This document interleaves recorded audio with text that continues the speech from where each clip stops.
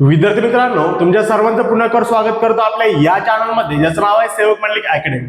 आजच्या या लेक्चरमध्ये आपण इयत्ता 10वीचा गणित भाग 1 चा जो धडा सुरू केलेला आहे बघा, वर्ग समीकरणे, याचा सर्व संच 2.6 आज आपण संपवण्याचा प्रयत्न करणार होतो की याआधी आपण सर्व संच 2.1 पासून सर्व संच 2.5 संपवलेले आहेत. जर अजूनपर्यंत तुम्ही ते व्हिडिओ बघितले नसेल तर बघा, तुमच्यासाठी डिस्क्रिप्शन बॉक्समध्ये त्याची लिंक मी देऊन ठेवतो, नक्की जाऊन ते व्हिडिओ बघा. आणि मग आजचा व्हिडिओ देखील बघा, शेवटपर्यंत तुम्हाला बघायचा आहे, कारण की आजचा जो सर्व संच 2.6 आहे तो एकदम हार्ड असा विद्यार्थ्यांना वाटतो. ओके, पण आजचं लेक्चर बघितल्यानंतर तुम्हाला तो अजिबात हार्ड म्हणजे अजिबात कठीण वाटणार नाही. ओके, पण त्यासाठी काय करावं लागेल? ओके, तुम्हाला शेवटपर्यंत व्हिडिओ बघावा लागेल. ओके, ते पण न चुकता नॉनस्टॉप. तर बघा, जो सराव संच 2.6 अवलंबून आहे तो कोणत्या टॉपिकवर आहे, तर त्या टॉपिकचं नाव आहे बघा, वर्ग समीकरणांचे उपाययोजन. आता लक्षात ठेवा, सराव संच 1.5 जो पहिल्या धड्यामधील होता त्यामध्ये देखील उपाययोजन वरती एक्झाम्पल आले होते. उपाययोजन म्हणजे काय? ज्या ठिकाणी शाब्दिक उदाहरण येतात, ओके, ज्या ठिकाणी शाब्दिक उदाहरण येतात, ओके, त्या ठिकाणी उपाययोजन हे नाव येतं, बरोबर का? मग जर वर्ग समीकरणांचं उपाययोजन करायचंय तर त्यासाठी बघा, तुम्हाला या स्टेप लक्षात असणं गरजेचं आहे. पहिली स्टेप काय? ओके, त्या ठिकाणी देखील मी 4 ते 5 स्टेप दिल्या होत्या. या ठिकाणी देखील बघा 4 स्टेप. काय पहिली स्टेप? उदाहरण काळजीपूर्वक वाचावे. ओके, जे उदाहरण तुम्हाला दिलं असेल ते सगळ्यात पहिलं काळजीपूर्वक वाचायचे, पहिली स्टेप झाली. नंबर 2, चल निश्चित करावे. आता लक्षात ठेवायचे, वर्ग समीकरण कशाला म्हणतात? ज्याच्यामध्ये एकच चल असून चलाचा घातांक 2 आहे. पहिल्या धड्यामध्ये 2 चल घ्यायचो आपण, एक्स आणि वाय. याच्यामध्ये तसं चालेल का? नाही, आपल्याला फक्त एक्सच घ्यायचा आहे. ओके, चल निश्चित करावे. नंतर नंबर 3 काय आहे बघा, दिलेल्या अटीनुसार चलाचा उपयोग करून वर्ग समीकरण तयार करावे. चल निश्चित केल्यानंतर अटी, ज्या अटी दिल्या असतील तुम्हाला त्याच्यानुसार चलाचा उपयोग करून वर्ग समीकरण तयार करायचं आहे. आणि ते आलेलं वर्ग समीकरण अवयव पद्धतीने सोडवणे. जे वर्ग समीकरण तुमचं आलं असेल ते अवयव पद्धतीने सोडवायचंय. कोणत्या पद्धतीने? अवयव, बरोबर का? जे मी तुम्हाला सर्व संच 2.2 मध्ये शिकवले. आता वळूया एक्झाम्पल कडे. सर्व संच 2.6 मधील पहिला प्रश्न या ठिकाणी मी लावलाय बघा, तुमच्यासाठी वाचतो. पहिली स्टेप काय? सगळ्यात पहिलं काळजीपूर्वक प्रश्न वाचायचा आहे. प्रगतीच्या 2 वर्षापूर्वीच्या आणि 3 वर्षानंतरच्या वयांचा गुणाकार 84 आहे, तर तिचे आजचे वय काढा. ओके, प्रगती नावाची एक मुलगी आहे, तिचं 2 वर्षापूर्वीच्या आणि 3 वर्षानंतरच्या वयांचा गुणाकार 84 आहे, तर तिचं आजचं वय काढायचं आहे. महत्वाचं हे आहे की काढायला काय लावलंय? काढायला काय लावलंय? आजचं वय. कुणाचं आजचं वय? प्रगतीचं. मग ते आपल्याला माहित आहे का? नाही. मग प्रगतीचं आजचं वय काय मानू आपण? जो आपल्याला काढायचं तो एक्स मानू, बरोबर? प्रगतीचे आजचे वय, प्रगतीचे कधीचे वय? आजचे वय. काय मानूया आपण? प्रगतीचे आजचे वय एक्स मान. बरं, इथपर्यंत बरोबर आहे. प्रगतीचे आजचे वय एक्स मानलं. आता मला सांगा, मी जर म्हटलं माझं जर आजचं वय 20 वर्ष असेल, माझं आजचं वय किती वर्ष आहे? 20 वर्ष. मी म्हटलं माझं 5 वर्षापूर्वी वय किती असेल, तर 5 वर्षापूर्वी माझं वय किती असेल? 15. आणि मी म्हटलं 5 वर्षानंतर किती असेल, तर तुम्ही सांगणार 25. का बरं? हे जे आजचं वय आहे, जर मला पूर्वीचं विचारलं तर मी त्याच्यामधून मायनस करतो, आणि जर नंतरच विचारतो त्याच्यामध्ये ऍड करतो, बरोबर का? मग त्यांनी विचारलंय प्रगतीचा आजचं वय एक्स आहे, जे आपल्याला काढायचंय, ते आपल्याला माहित नाही म्हटल्यानंतर एक्स. आता प्रगतीचा आधी 2 वर्षापूर्वीच वय पाहू. प्रगतीचे 2 वर्षापूर्वीचे वय. प्रगतीचे 2 वर्षापूर्वीचे वय. ओके, प्रगतीचे 2 वर्षापूर्वीचे काय रे बाळ? वय. आता जर आजचं वय एक्स असेल, आजचं वय जर एक्स असेल, तर प्रगतीचं 2 वर्षापूर्वीचं वय किती असेल? आजच्या मधून 2 मायनस करायचे. आजचं एक्स आहे त्याच्यामधून मायनस करायचे 2. ओके, एक्स वजा 2 वर्ष इतका असेल. ओके, 2 वर्षापूर्वी इतका असेल. आणि त्याच प्रगतीचं 3 वर्षानंतर वय किती असेल? प्रगतीचे 3 वर्षानंतरचे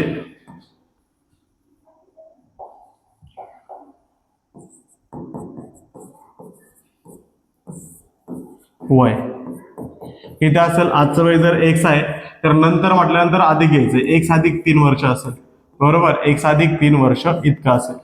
आजचं वय एक्स. जर पूर्वी म्हटलं तर वजा करायचंय. किती पूर्वी? 2 वर्षापूर्वी एक्स वजा 2. जर 5 वर्षापूर्वी म्हटलं असतं तर एक्स वजा 5 केलं असतं. 3 वर्षानंतर म्हणजे काय? जे आजचं आहे त्याच्यामध्ये 3 ऍड करायचे. समजलं इथपर्यंत? आता अटीनुसार, ओके, चल निश्चित केले. चल निश्चित केल्यानंतर बघा, अटीनुसार काय? आपल्याला वर्ग समीकरण तयार करायचंय. ओके, अटीनुसार वर्ग समीकरण कसं तयार करायचंय? त्याच प्रगतीच्या 2 वर्षापूर्वीच्या आणि 3 वर्षानंतरच्या वयाचा गुणाकार, या आणि या वयाचा गुणाकार, म्हणजे एक्स वजा 2 चा गुणाकार एक्स अधिक 3 सोबत जर केला तर उत्तर भेटते 84. उत्तर किती भेटते 84. तर आता हे सोडवायचं आहे, एक वर्ग समीकरण मिळेल आणि ते वर्ग समीकरण अवयव पद्धतीने सोडवायचं. समजलंय? ओके, चला सोडूया. ओके, पहिले एक्झाम्पल नाही समजलं काय अडचण नाही, शेवटपर्यंत व्हिडिओ बघायचा आहे, नक्की तुम्हाला समजणार म्हणजे समजणार. ओके, तर बघा एक्स ने आधी त्या दोघाला गुणू, मग 2 ने त्या दोघाला गुणू. एक्स गुणिले एक्स, एक्सचा वर्ग, एक्स गुणिले 3 किती रे बाळ 3x, एक्स गुणिले एक्स, एक्सचा वर्ग, एक्स गुणिले 3 3x अधिक बे एक्स एक्स 2 गुणिले x 2x minus plus minus minus plus minus इथं पण बेत्रिक किती रे बाळ 6. ओके, आणि इथं मायनस आहे, बरोबरच्या पलीकडे किती 84. परत एकदा बघा, एक्स ने या दोघाला गुणलं आणि 2 ने या दोघांना गुणलं, 2 गुणिले एक्स 2x बेत्रिक 6. बरं, आता काय करायचं आहे, एक्सचा वर्ग अधिक इथं बघा 3x आहे 2x आहे, दोघांची वजा बाकी होईल कारण की चिन्ह वेगळे आहेत, प्लस आणि मायनस. 3x मधून 2x गेला, फक्त x आणि पुढे किती आहे वजा 6. बरोबरच्या पलीकडे 0 पाहिजे, तो 84 इकडे आणा, तो इकडे त्याने वजा होईल, बरोबरच्या पलीकडे 0. हा इकडे अधिक आहे तर इकडे त्याने वजा. वर्ग समीकरण काय भेटलं बघा, एक्सचा वर्ग अधिक एक्स वजा 6 आणि वजा 84 दोघांची बेरीज होईल, हे झाले वजा 90, वजा किती झाले 90 आणि बरोबरच्या पलीकडे 0. हे ते समीकरण आहे, हे ते वर्ग समीकरण आहे जे आपल्याला सोडवायचं. ओके, आणि जे सोडवल्यानंतर आपल्याला प्रगतीचा आजचा वय भेटणार आहे. मग सोडवूया. ओके, हे अवयव पद्धतीने सोडवायचं. अवयव पद्धत माहिती आहे ना, इथं 1 आहे, 1चा आणि 90चा गुणाकार, 1 90 90 90चे असे अवयव. ओके, अवयव म्हणजे काय, ज्यांचा गुणाकार 90 येतो. परत एकदा शिकवतो, इकडे बघा कोणते कोणते अवयव आहे. 90 1 90, 15 6 90. ओके, त्यानंतर 30 3 90, 10 9 90. याच्यापैकी 2च उचलायचे. आता तुमचे जर अवयव पाठ झाले तर तुम्ही डायरेक्ट तो स्पेसिफिक अवयव घेणार जो तुम्हाला पाहिजे.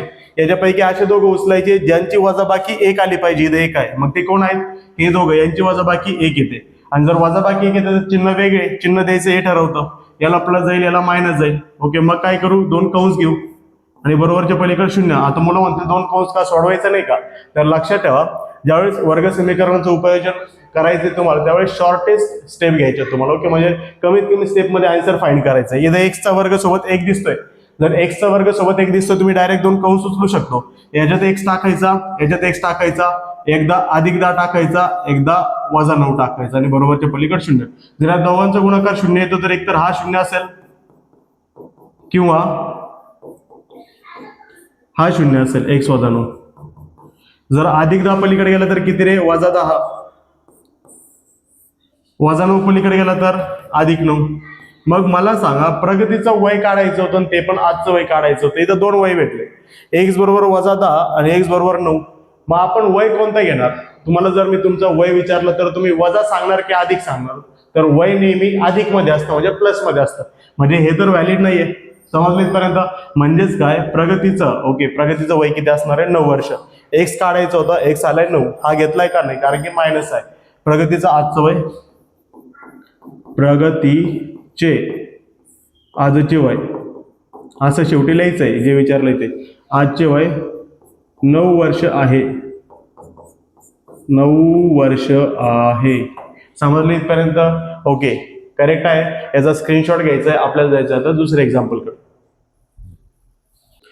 विद्यार्थी मित्रांनो, आता वळूया प्रश्न क्रमांक 2 कडे. प्रश्न क्रमांक 2 बघा, हा पेपरला पडलेला प्रश्न आहे. ओके, बोर्डाच्या पेपरला याआधी पडलेला प्रश्न. काय म्हटलंय, 2 क्रमांकात सम नैसर्गिक संख्यांच्या वर्गांची बेरीज 244 आहे, तर त्या संख्या शोधा. काय शोधा, त्या संख्या. कोणत्या संख्या, त्या 2 संख्या. त्या 2 कोणत्या संख्या, त्या सम नैसर्गिक संख्या. सगळ्यात पहिले समसंख्या समजून घ्या. समसंख्या कशाला म्हणतात, समसंख्या म्हणजे अशा संख्या ज्या संख्येच्या शेवटी 0 2 4 6 आणि 8 येतात, बरोबर का. आणि नैसर्गिक संख्या म्हणजे अशा संख्या, ओके, नैसर्गिक संख्या म्हणजे अशा संख्या ज्या 1 पासून सुरू होतात आणि पुढे जाऊन थांबतात अनंतापर्यंत. ओके, करेक्ट आहे इथपर्यंत. मग आपल्याला सम तर पाहिजे, पण त्या सम मध्ये पण नैसर्गिक पाहिजे. नैसर्गिक 1 पासून सुरू होतात म्हणजे त्याच्यामध्ये 0 येईल का, ओके, 0 तर त्याच्यामध्ये येणार नाही, म्हणजे 2 4 6 8 10 अशा. आता याच्यापैकी कोणत्या 2 आहेत त्या, तर इथं काही अटी दिलेल्या आहेत आपल्याला, त्याच्यानुसार जायचे. पण सर्वप्रथम त्या जर संख्या शोधायची तर त्या 2 संख्या आहेत, बरोबर का. पण आपल्याला या ठिकाणी एकाला x आणि दुसऱ्याला y घेता येणार नाही. ओके, या ठिकाणी दोघांनाही xच घ्यावं लागेल, xच्याच टर्म मध्ये घ्यावं लागेल. मग कसं घ्यायचंय, सगळ्यात पहिलं आपण काय करू, पहिली संख्या x मानू. ओके ओके, पहिली समसंख्या काय मानूया, पहिली समसंख्या x मानू. 2 शोधायच्यात ना, तर त्यातली पहिली काय मानू, x मानू. पहिली मानली का x. आता दुसरी काय बरं, तर लक्षात ठेवायचे जर त्या दोन समसंख्या आहेत आणि पहिली जर x आहे, ओके, आणि काय म्हटलंय, दोन क्रमागत क्रमागत क्रमागत क्रमागत म्हणजे एका माग एक, दोन नंतरची लगेचची समसंख्या 4 आहे, 6 नाही. ओके, दोन नंतर क्रमागत संख्या 4 आहे, 4 नंतर 6 आहे आणि 6 नंतर 8 आहे. लक्षात ठेवायचं जर मी म्हटलं माझी दोन नावाची एक क्रमागत संख्या आहे समसंख्या, याच्यानंतर येणारी कोणती तर 4 येईल, 4 नंतर येणारी कोणती तर 6 येईल, बरोबर का.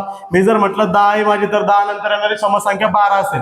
10 नंतर 14 घेऊ का, नाही, क्रमागत एका माग एक, समजलंय का. मग जर एका मागे एक असेल तर लक्षात ठेवायचं जर पहिली समसंख्या x असेल तर दुसरी काय असेल, दुसरी समसंख्या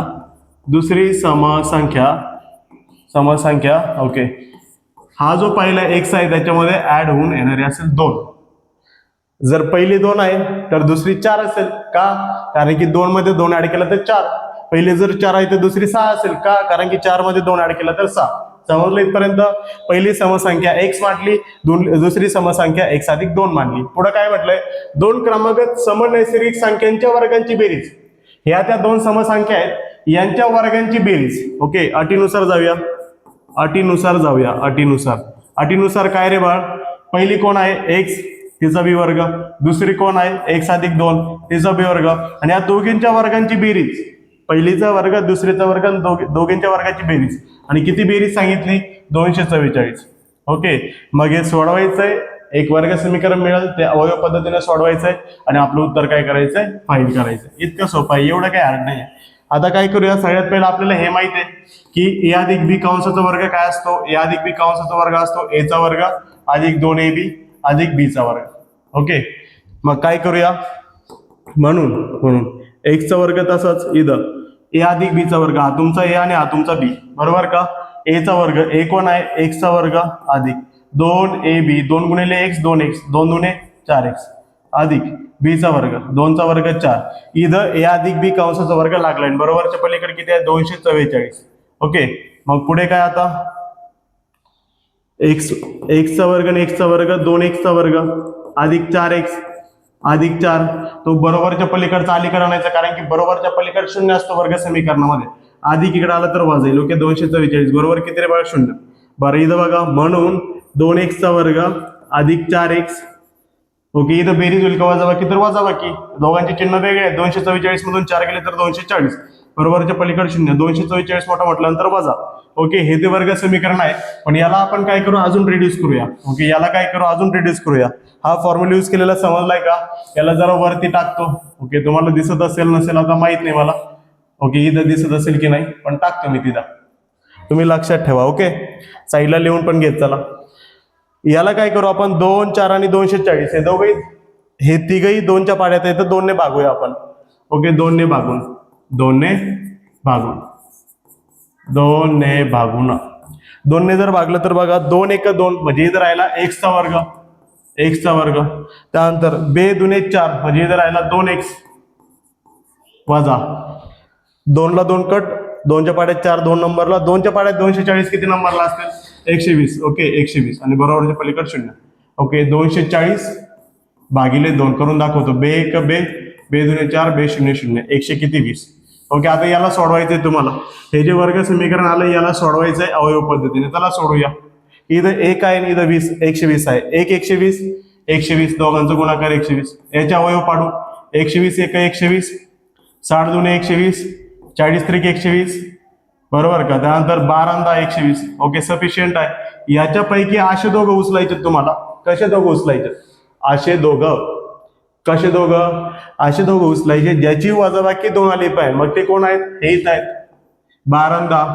ओके, मग काय करूया, इथं x चा वर्ग सोबत मला 1 दिसतो, तुम्ही डायरेक्ट 2 कंस घेणार. ओके, आणि बरोबरच्या पलीकडे 0, इथं x घेणार, इथे x घेणार. ओके, आता जर वजाबाकी 2 पाहिजे तर हा प्लस आणि हा मायनस होईल, बरोबर, अधिक 12 आणि वजा 10.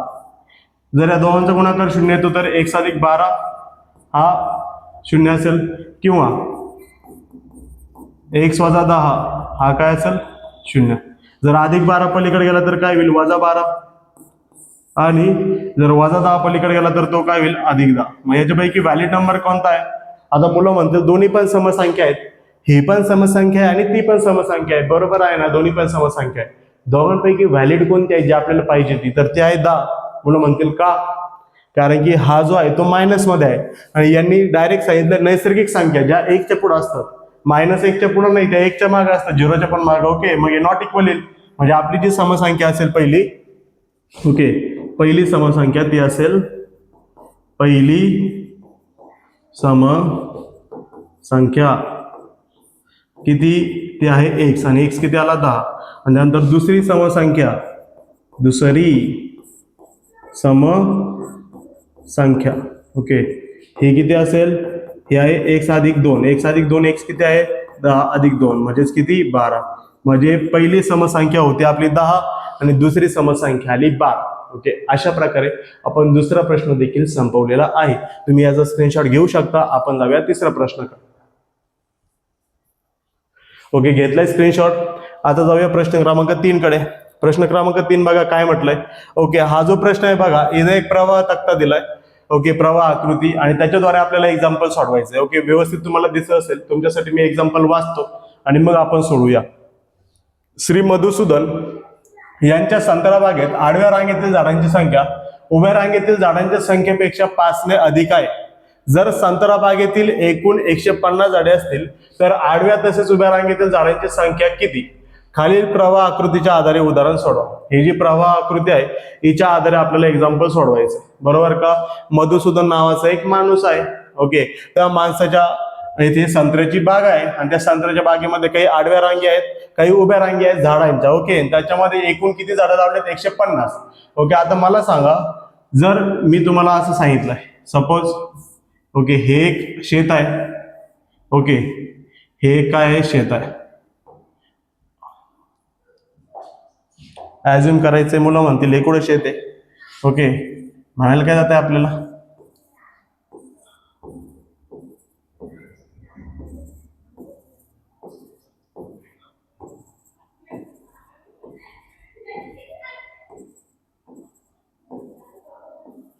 हे जर एक शेत आहे आणि मी तुम्हाला या शेतामधले झाडं जर मोजायला लावले, हे जर झाडं असतील डॉट, तर लक्षात ठेवायचं, झाडं मोजत असताना शेतामधले काय करायचं तुम्ही, सगळ्यात पहिलं ज्या उभ्या लाईन असतील का उभ्या, त्या मोजायच्या.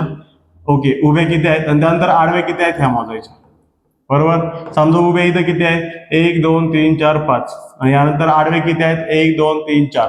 ओके, आणि काय करायचं, या दोघांचा गुणाकार 5 आणि 4, 5 चौक किती 20. म्हणजे टोटल या शेतामध्ये किती झाडं असतील? 20. म्हणजे आडव्याचा गुणाकार जर उभा सोबत केला तर आपल्याला जे टोटल झाड आहे शेतामधले ते मिळून जातात. इथं पण तसंच काहीच करायचंय. ओके, इथं सांगून टाकलंय उभ्या रांगेतील जी झाडं आहेत ती x आहे. उभ्या रांगेत किती झाडं आहेत? x आहे. आडव्या रांगेत किती झाडं असतील ते काढायचंय. मग लक्षात ठेवा, इथं म्हटलंय उभ्या रांगेतील, बघा बरं का, उभ्या रांगेतील झाडांच्या संख्येपेक्षा उभ्या रांगेतील झाडांची संख्या x आहे, या संख्येपेक्षा 5 ने अधिक आहेत. ओके, कुठं? आडव्या रांगेतील झाडांची संख्या. मधुसूदन यांच्या संत्रा बागेत आडव्या रांगेतील झाडांची संख्या ही उभ्या रांगेतील झाडांच्या संख्येपेक्षा 5 ने अधिक आहे. उभ्या रांगेत झाडे आहेत x आणि आडव्या रांगेत असतील त्याच्यापेक्षा 5 जास्त, म्हणजे x अधिक 5 असतील. आणि एकूण झाडं किती सांगितलेत? 150. ओके, मग मला सांगा, वर्ग समीकरण तयार करायचंय, x ची किंमत काढायची, उभ्या रांगेतील झाडं काढायची, आडव्या रांगेतील झाडं. एकदम सोपं आहे. ओके, आपल्याला समजलं उभ्या रांगेतील झाडे x त्यांनीच दिलंय, आडव्या रांगेत x अधिक 5. मग आपण जर उभ्याचा गुणाकार आडव्या सोबत केला, उभे किती आहेत? x, त्याचा गुणाकार जर आडव्या सोबत केला x अधिक 5 सोबत, तर मला उत्तर किती भेटेल? 150. टोटल झाडे 150, बरोबर? मग काय करू, या दोघांचा गुणाकार x गुणिले x, x चा वर्ग अधिक x गुणिले 5, 5x, बरोबरच्या पलीकडे 150. हा झाला x चा वर्ग अधिक 5x. 150 जर अलीकडे आला तर तो झाला वजा 150, बरोबर किती? 0. ओके, आणि याला काय करायचं आपल्याला? सोडवायचं. चला सोडूया. ओके, याला पुसून टाकतो मी आता, आपल्याला जागा नाही पुरायची नाही तर. ओके, याला सोडवायचं आहे. इथं 1 आहे, इथं 150 आहे. 1 चा गुणाकार 150 सोबत केला तर 150, आणि 150 ला जर आपण बघितलं तर 150 चे अवयव 50 त्रिक 150, 150 एक 150, 15 150 सफिशियंट आहेत. ओके, एवढे. याच्यापैकी दोघंच पाहिजे आणि असे दोघं पाहिजे ज्यांची वजाबाकी 5 येते. ओके, मुलांना लगेच क्लिक झालं पाहिजे. ओके, हे दोघं ते आहेत ज्यांची वजाबाकी 5 येते. जर त्यांची वजाबाकी 5 आहे तर दोघांचे चिन्ह वेगळे पाहिजे. मग हे जे चिन्ह आहे प्लस ते मोठ्याला देऊ आणि छोट्याला सॉरी. ओके, हे जे चिन्ह आहे ते मोठ्याला आणि छोट्याला मायनस. आणि जर इथं एक्सचा वर्ग सोबत 1 आहे तर आपण इथं डायरेक्टली 2 कंस घेऊ, बरोबरच्या पलीकडे 0. इथं x घेऊ, इथं पण x घेऊ, इथं +15 आणि इथं -10 बरोबरच्या पलीकडे 0. इथपर्यंत बरोबर. जर या दोघांचा गुणाकार 0 येत असेल तर हा 0 असेल, x + 15, किंवा x - 10 किती असेल 0. +15 पलीकडे गेला तर -15, -10 पलीकडे गेला तर +10. आता याच्यापैकी व्हॅलिड आन्सर कोणता आहे, आपल्याला पाहिजे असणारा आन्सर कोणता आहे? ओके, एक्स कोण आहे आपला? उभ्या रांगेतील झाडे एक्स आहेत. उभ्या रांगेत -15 झाडे असतील का 10 झाडं असतील? तर झाडं कधी मायनस मध्ये मोजतील का? नाही. म्हणजे हे आन्सर तर नॉट इक्वल आहे, आपल्याला नाही पाहिजे. म्हणजे हे आन्सर आपलं व्हॅलिड आहे, बरोबर का? उभ्या रांगेतील झाडे, उभ्या रांगेतील झाडांची संख्या, उभ्या रांगेतील झाडांची संख्या बरोबर किती रे बा? 10. आणि मग तेच जर आडव्या रांगेत गेलो तर आडव्या रांगेत याच्यापेक्षा 5 जास्त, x + 5. आडव्या रांगेतील झाडांची संख्या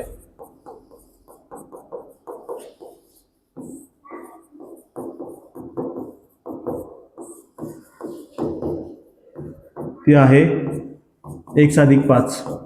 x किती आहे? 10 + 5. 10 + 5 किती? 15. ओके, म्हणजे उभ्या रांगेत 10 झाडं आहेत तर आडव्या रांगेत 5 झाडं आहेत. ओके, प्रश्न क्रमांक 3 देखील संपलेला आहे. तुम्ही याचा स्क्रीनशॉट घेऊ शकता. ओके, घेतलाय. आता जाऊया प्रश्न क्रमांक 4 कडे. प्रश्न क्रमांक 4. ओके, टोटल 10 क्वेश्चन आहे त्याच्यामुळे आपल्याला थोडंसं फास्टच घ्यावं लागेल, कारण की हा व्हिडिओ खूप मोठा होणार आहे. ओके, 1 तासापेक्षा जास्त होऊ शकतो. काय म्हटलं इथं? विवेक हा किशोरपेक्षा 5 वर्षांनी मोठा असून त्यांच्या वयांचा गुणाकार व्यस्तांची बेरीज 1/6 आहे. तर त्यांची आजची वये काढा. लय सोपं. जे काढायला लावलं सगळ्यात पहिले ते उचलायचंय. आजची वये, आजचं वय कोणाचं? विवेकचं आणि किशोरचं. मग मला सांगा, या विवेक आणि किशोरमध्ये तुम्हाला एक गोष्ट लक्षात ठेवायची. काय लक्षात ठेवायची? ज्याच्या वयाची अट दिलेली नसेल किंवा ज्याच्याविषयी काही सांगितलं नसेल तो आपला असतो एक्स. ओके, ज्याच्या कंडिशनच आपल्याला माहित नाही तो आपला एक्स असतो. ओके, आता मुलं म्हणतील कसं काय? तर बघा, विवेक हा जो विवेक नावाचा मुलगा आहे हा किशोरपेक्षा 5 वर्षांनी मोठा आहे. म्हणजे विवेक मोठा आहे कोणापेक्षा? किशोरपेक्षा. पण किशोर किती मोठा आहे? किशोरचं काहीच माहित नाही. जर किशोरचं काहीच माहित नाही तर किशोर आपल्यासाठी एक्स. आपण काय करू? किशोरचे, ओके, किशोरचं जे आजचं वय आहे, किशोरचं आजचं वय आपण मानूया एक्स. आणि त्यानंतर तो जो विवेक आहे, ओके, असं सांगितलंय. ओके, ज्याचं आपल्याला अटच माहित नाही तो आपला एक्स. आणि विवेकचं आजचं वय, विवेकची अट माहित आहे. हा जो विवेक आहे तो किशोरपेक्षा कितीने मोठा आहे? 5 ने. किशोरचं वय आहे एक्स आणि आता त्याच्यापेक्षा 5 ने मोठा म्हणजे +5, x + 5 बरोबर, x वर्ष आणि हा झाला x + 5 वर्ष. ओके, वय वर्षामध्ये मोजतात म्हणून लिहिलंय. त्यानंतर पुढे काय म्हटलंय? विवेक हा किशोरपेक्षा 5 वर्षांनी मोठा असून त्यांच्या वयांच्या गुणाकार व्यस्ताची बेरीज. गुणाकार व्यस्त समजतो का? मी जर तुम्हाला म्हटलं माझ्याकडे 5 नावाचा नंबर आहे, याचा गुणाकार व्यस्त किती? तर याचा गुणाकार व्यस्त असतो 1/5. का? कारण की 5च्या खाली 1 प्रेझेंट आहे, त्याला करायचं उलटा. मी जर म्हटलं 2/5 चा गुणाकार व्यस्त किती? तर तो असेल बघा 5/2 उलटा. बरोबर का? आता इथं आपल्याला अटीनुसार जायचंय. ओके, गुणाकार व्यस्त म्हणजे काय? 1 किंमत घेऊन टाकायची. ओके, किशोरच्या गुणाकार व्यस्त काय आहे? एक्स. एक्सला काय लिहू शकतो मी? 1/x अधिक विवेकचा गुणाकार व्यस्त काय असेल? 1/x + 5. ओके, आणि या गुणाकार व्यस्तांची जर बेरीज केली, याच्या वयाचा गुणाकार व्यस्त, याच्या वयाचा गुणाकार व्यस्त, यांची जर बेरीज केली तर मला 1/6 उत्तर भेटतं. किती भेटतंय? 1/6. ओके, समजलं असेल. इथं रिपीट करून बघा. ओके, डॉक्युवरून सुद्धा जाऊ शकते. रिपीट करून बघितलं तर 100% समजणार आहे. तर इथं काय करू आपण? दोघांचा बेस सारखा नाही, पायासारखा नाही म्हटल्यानंतर तिरकस गुणाकार करू. x + 5 x + 5 अधिक x x भागिले या दोघांचा गुणाकार x × x x चा वर्ग अधिक x × 5 5x बरोबर 1/6 बरोबर का?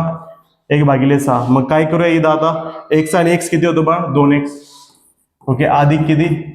5 भागिले किती आहे? x चा वर्ग अधिक 5x, x चा वर्ग अधिक 5x आणि बरोबरच्या पलीकडे किती आहे? 1/6. ओके, आता तुम्हाला बघा साईडला एक आवाज येत असेल थोडासा. ओके, थोडासा बीप करणारा आवाज येत असेल, टून टून, बरोबर का?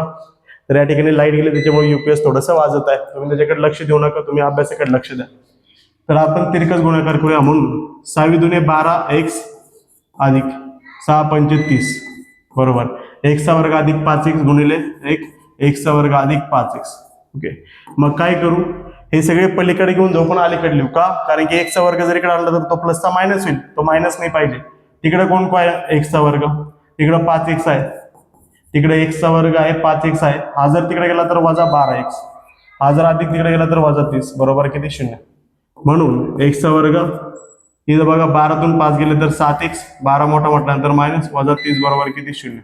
बरं, हे आलं आपलं वर्ग समीकरण. याला सोडवायचं आहे. कसं सोडवायचं आहे, 1 आणि 30 चा गुणाकार, 1 30 30 आणि 30 चे अवयव डायरेक्ट घेतो, 10 व्यतिरिक्त 30. ओके, या असे दोन अवयव आहेत ज्याची वजाबाकी केली तर 7 भेटेल. ओके, आणि वजाबाकी म्हटल्यानंतर चिन्ह वेगळे, हा जो मायनस आहे तो इथं, याला प्लस. ओके, डायरेक्ट दोन ब्रॅकेट उचलू, हा एक आणि हा एक, बरोबरच्या पलीकडे किती 0. इथं x, इथं पण x, इथं वजा 10 आणि इथं अधिक 3. जर या दोघांचा गुणाकार 0 येतो तर x वजा 10 0 असेल, किंवा x अधिक 3 किती असेल, x अधिक 3 0 असेल. वजा 10 पलीकडे गेला तर तो अधिक 10, त्यानंतर अधिक 3 पलीकडे गेला तर वजा 3, आणि वजा 3 म्हटल्यानंतर व्हॅलिड असेल का, नाही का, आणि की वय कधीच निगेटिव्ह मध्ये नसते. म्हणजे x बरोबर 10 असेल, x कोण आहे, किशोर, किशोरचं आजचं वय किती x म्हटल्यानंतर त्याचं वय 10, आणि याचं जर त्याच्यापेक्षा 5 ने जास्त आहे तर हा 15 वर्ष असेल, पुढच्या याच्यावर लिहितो. ओके, म्हणून किशोरचे आजचे वय, किशोरचे वय लिहितो मी फक्त आता. किशोरचे वय बरोबर 10 वर्ष, किती वर्ष, 10 वर्ष. आणि विवेकचे वय, विवेकचे वय x अधिक 5, x अधिक 5 म्हणजे x किती आहे 10, हा x आहे 10 अधिक 5, 10 आणि 5 किती रे बा 15 वर्ष. ओके, किती 10 आणि 5 15 वर्ष. ओके, अशा प्रकारे आपण प्रश्न क्रमांक किती संपवलाय, 4था. ओके, घ्या बरं पटापटीचा स्क्रीनशॉट घेतलाय. ओके, आता याचा पण स्क्रीनशॉट तुम्ही घ्या. विद्यार्थी मित्रांनो, आता वळूया प्रश्न क्रमांक 5 कडे. प्रश्न क्रमांक 5 बघा काय आहे, सुयशला गणिताच्या पहिल्या चाचणीत मिळालेल्या गुणांपेक्षा दुसऱ्या चाचणीत 10 गुण अधिक मिळाले. दुसऱ्या चाचणीतील गुणांची 5 पट ही पहिल्या चाचणीतील गुणांच्या वर्गा इतकी आहे, तर त्याचे पहिल्या चाचणीतील गुण किती. ओके, त्याचे पहिल्या चाचणीतील गुण किती. ओके, कुणाचे, ओके, सुयश नावाचा एक मुलगा आहे, त्याने 2 चाचण्या दिल्या बरोबर, पहिली चाचणी आणि दुसरी चाचणी, तर त्याला पहिल्या चाचणीत किती गुण मिळाले आपल्याला काढायचं. ओके, मग लक्षात ठेवायचं, जर आपल्याला पहिल्या चाचणीतील गुण काढायचे तर आपण काय म्हणूया, पहिल्या चाचणीतील गुण, पहिल्या चाचणीतील गुण आपल्याला माहित आहेत का, नाही, ते आपल्याला काढायचे म्हटल्यानंतर त्याला मानूया x. ओके, त्याला काय मानूया, x मानू. बरं, पुढे आता दुसऱ्या चाचणीतील गुण बघूया किती आहेत.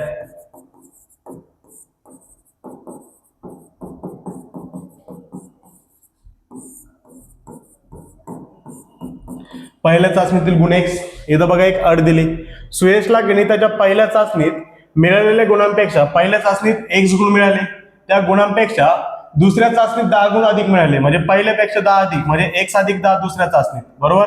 पहिल्या चाचणीत जर x असतील तर पहिल्यापेक्षा 10 जास्त म्हणजे x अधिक 10 गुण. ओके, दुसऱ्या चाचणीत, याला आपण म्हणूया गुण. ओके, हे पण आपले गुण आहेत. बरं, पुढे काय, आता अटीनुसार तुम्हाला काल मी 5 स्टेप दिल्या. ओके, काय केलंय मी 5 स्टेप लिहून दिल्यात, आणि त्या 5 स्टेपनुसार आपल्याला काय करायचं, एक्झाम्पल सोडवायचंय. सर्वप्रथम उदाहरण काळजीपूर्वक वाचायचंय. ते उदाहरण काळजीपूर्वक वाचल्यानंतर चल निश्चित करायची, चल निश्चित केल्यानंतर जी अट असेल त्या अटीनुसार वर्ग समीकरण तयार करायचं आणि ते अवयव पद्धतीने सोडवायचे आपल्याला. अटीनुसार काय म्हणतोय बघा, इथून बघा अट आहे, दुसऱ्या चाचणीतील गुणांची 5 पट. दुसऱ्या चाचणीतील गुण किती आहेत, x अधिक 10, x अधिक 10, हिची 5 पट म्हणजे हिला 5 ने गुणायचं. ओके, दुसऱ्या चाचणीतील गुणांची 5 पट, दुप्पट असतं तर 2 गुणिले, तिप्पट असतं तर 3 गुणिले, आता 5 पट आहे तर 5 गुणिले. ही पहिल्या चाचणीतील गुणांच्या वर्ग इतके आहे. पहिल्या चाचणीतील गुण किती आहे, x, तिचा वर्ग. दुसऱ्या चाचणीतील गुणांची 5 पट ही पहिल्या चाचणीतील गुणांच्या वर्ग इतका आहे. मग काय करूया, सोडूया. 5 गुणिले x 5x अधिक 5 10 50 बरोबरच्या पलीकड x चा वर्ग. ओके, मग आता मला सांगा, जर x चा वर्ग मी इकडे आणला तर हा प्लसचा मायनस होईल. आणि तुम्ही आतापर्यंत बघितलं की x चा वर्ग अधिक bx अधिक c बरोबर 0 हे आपलं वर्ग समीकरणाचं सामान्य रूप आहे. आणि या सामान्य रूपामध्ये हा जो a आहे, a ची किंमत कधीच तुम्हाला निगेटिव्ह नाही भेटली, म्हणजे वजामध्ये कधीच नाही भेटली. मग हा जर इकडे आणला तर तो मायनस होईल. मग काय करूया, हे बरोबरच्या अलीकडचं सगळं पलीकडे नेऊ. ओके, पण अलीकडेच लिहू. कसं, इकडे किती आहे बघा, एक्सचा वर्ग, इकडे एक्सचा वर्ग. हा जर तिकडे गेला तर वजा 5x, हा जर तिकडे गेला तर वजा 50. इकडे किती राहील, 0. समजलंय. एक्सचा वर्ग तसाच ठेवला, हा तिकडे नेला प्लसचा मायनस झाला, हा तिकडे नेला प्लसचा मायनस, नेतोय तिकडं पण लिहायचं इकडं. ओके, मग आता सोडूया. चला, इथं 1 आहे, इथं 50 आहे. 1चा 50 सोबत गुणाकार, 50 1 50 आणि 50चे अवयव. ओके, 50चे असे अवयव ज्यांची वजाबाकी 5 आली पाहिजे. त्या आहे बघा 10 5 50. ओके, 10 5 50. या दोघांची वजाबाकी किती येते, 5 येते. जर वजाबाकी 5 येते तर चिन्ह वेगळे असतील, आणि चिन्ह जर वेगळे असतील तर चिन्ह ठरवायचे कसे. ओके, ही मधली संख्या सांगते, हा जो वजा आहे तो मोठ्या संख्येला आणि छोट्या संख्येला अधिक. ओके, इथं एक्सचा वर्ग सोबत 1 आहे म्हटल्यानंतर डायरेक्टली आपण काय करू, 2 कंस उचलूया आणि बरोबरच्या पलीकडे 0. इथं एक्स घेऊ, इथं एक्स, एकदा वजा 10 घेऊ, एकदा अधिक 5 घेऊ. त्यानंतर एक्स वजा 10 एकतर 0 असेल किंवा एक्स अधिक 5 काय असेल, 0 असेल. मग आता काय करायचंय, हा जर वजा 10 पलीकडे गेला तर अधिक 10 होईल. वजा 10 जर पलीकडे गेला तर अधिक 10, आणि अधिक 5 जर पलीकडे गेला तर वजा 5. वजा 10 जर पलीकडे गेला तर अधिक 10, आणि अधिक 5 जर पलीकडे गेला तर वजा 5. मग मला सांगा, याच्यापैकी आपल्याला शोधायचं काय होतं, आपल्याला शोधायचं होतं त्याचे पहिल्या चाचणीतील गुण. कुणाचे, सुयशचे. आता सुयशचे पहिल्या चाचणीतील गुण काय आहे, एक्स. आता याच्यापैकी कोणता एक्स व्हॅलिड आहे, 10 का वजा 5. तर लक्षात ठेवायचं, आपण जर कधी पण गुण विचारले तर गुण कधी पण अधिक मध्ये असतात, मायनस मध्ये कधी बघितलंय का, नाही. म्हटल्यानंतर ही संख्या तर व्हॅलिड नसणार, नॉट इक्वल. म्हणजेच बघा, त्याचे पहिल्या चाचणीतील गुण आपल्याला काढायचे होते. म्हणजे आपला एक्स आलाय, आणि एक्स आलाय बघा पहिल्या चाचणीतील गुण 10. ओके, पहिल्या चाचणीतील गुण, पहिल्या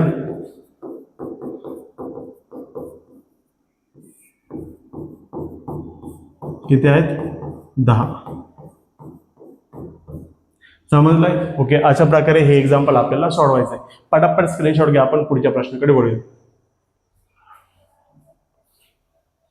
ओके, घेतलाय स्क्रीनशॉट. आता वळूया प्रश्न क्रमांक 6 कडे. आता प्रश्न क्रमांक 6 थोडासा अवघड आहे. ओके, तुम्हाला थोडासा अवघड वाटू शकतो, त्यामुळे व्यवस्थित काळजीपूर्वक बघा. मी जे जे सांगतोय, ज्या ज्या अटी सांगतोय, एक्स कशाला म्हणायचंय, कसं सांगतोय, हे व्यवस्थित बघा, कारण की याच्यामध्ये तुमची कन्सेप्ट क्लिअर होईल. काय म्हटलंय बरं, श्री कासम यांचा मातीची भांडी बनवण्याचा कुटीर उद्योग आहे. एक कासम नावाचा व्यक्ती आहे, त्याचा मातीची भांडी बनवण्याचा उद्योग आहे. पुढं ते दररोज ठराविक संख्ये एवढी भांडी तयार करतात. ठराविक संख्ये एवढी काय करतात, भांडी तयार करतात.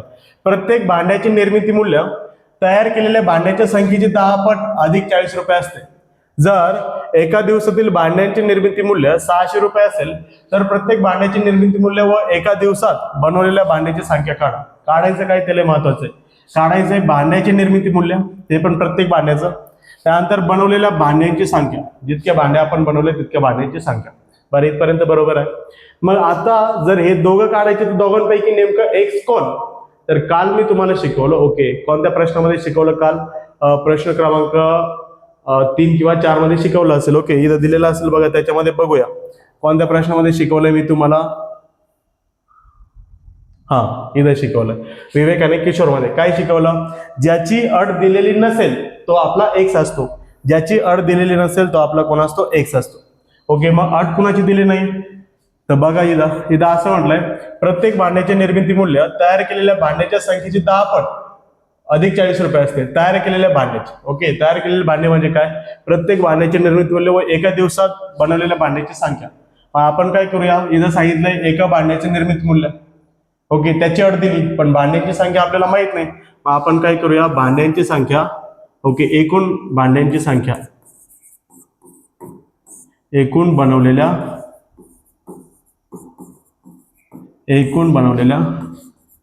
भांड्यांची संख्या बरोबर काय मानूया, एक्स मानू. बरं, एक्स मानू. त्यानंतर प्रत्येक भांड्याचं निर्मिती मूल्य किती असेल बघा, प्रत्येक भांड्याचे निर्मिती मूल्य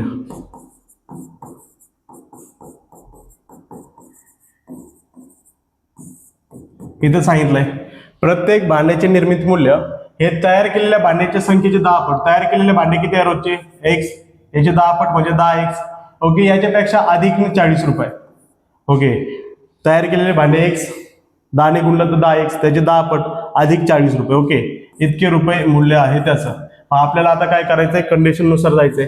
जर एका दिवसातील भांड्याचे निर्मिती मूल्य 600 रुपये असेल, म्हणजे दिवसाला 600 रुपयाचे भांडे तयार करतो तो. आता मला सांगा, मी जर दिवसाला ओके 10 रुपयाने, किती रुपयाने, 10 रुपयाने जर 6 भांडे तयार करत असेल तर मी दिवसाचे किती रुपये कमवत असेल, 60 रुपये.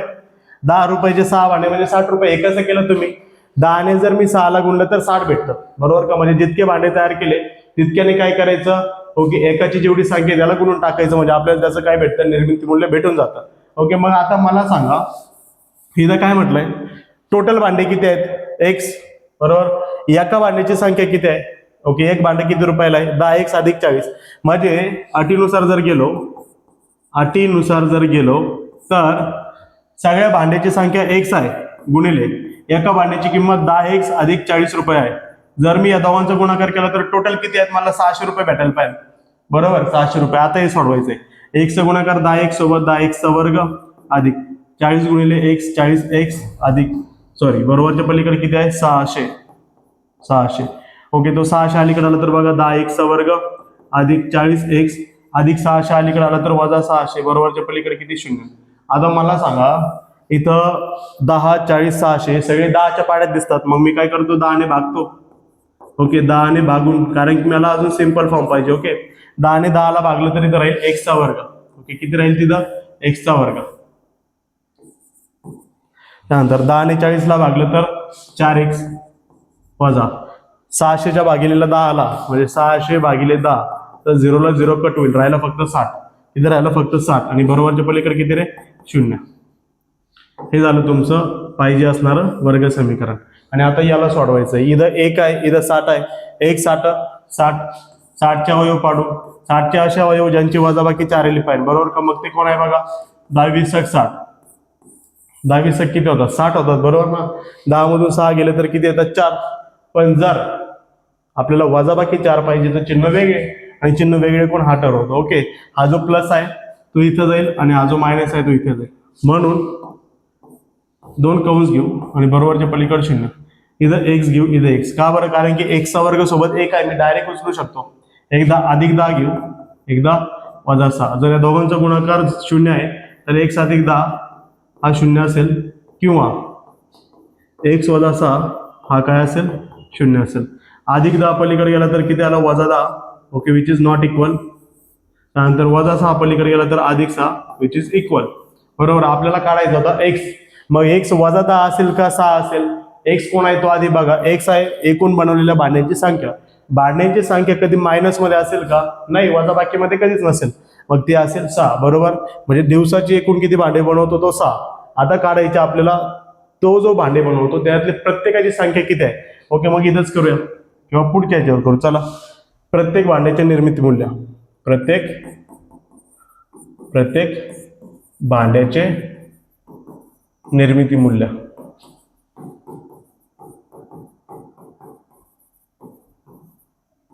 ओके, किती होतं, 10x अधिक 40. मग 10 आणि x मध्ये गुणाकार आहे. x ची किंमत आली 6 अधिक 40 अधिक करायचं गुणाकार, 10 20 60 अधिक 40, 60 आणि 40 किती होतात, 100. म्हणजे एका भांड्याची संख्या 100 रुपये. आणि असे तो 6 भांडे तयार करतो.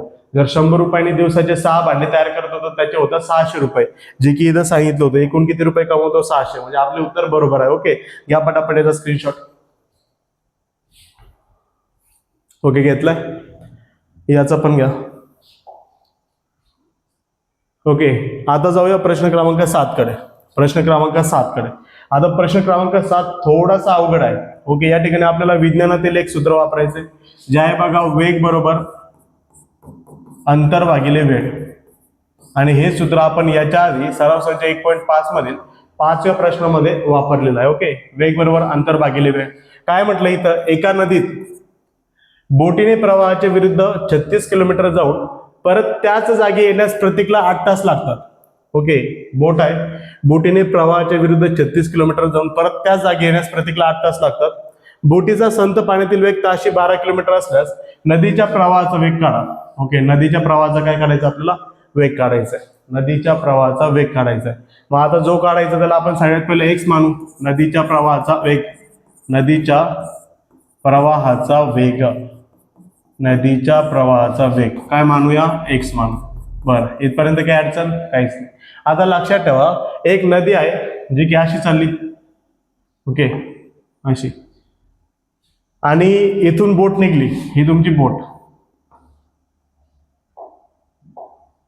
ओके, ही काय आहे तुमची बोट, ओके. आणि प्रवाह, ओके, आपण काय म्हणू, प्रवाहाच्या दिशेने, प्रवाहाच्या दिशेने, प्रवाहाची दिशा तिकडं आणि प्रवाहाची विरुद्ध दिशा म्हटलं तर इकडं, ओके. प्रवाहाच्या विरुद्ध दिशेने, प्रवाहाच्या विरुद्ध दिशेने, ओके. मग मला सांगा, प्रवाहाच्या दिशेने म्हटल्यानंतर तिकडं, प्रवाहाच्या विरुद्ध दिशेने म्हटल्यानंतर इकडं, म्हणजे पाण्याचा फ्लो तिकडं आहे, पाण्याचा फ्लो तिकडं आहे.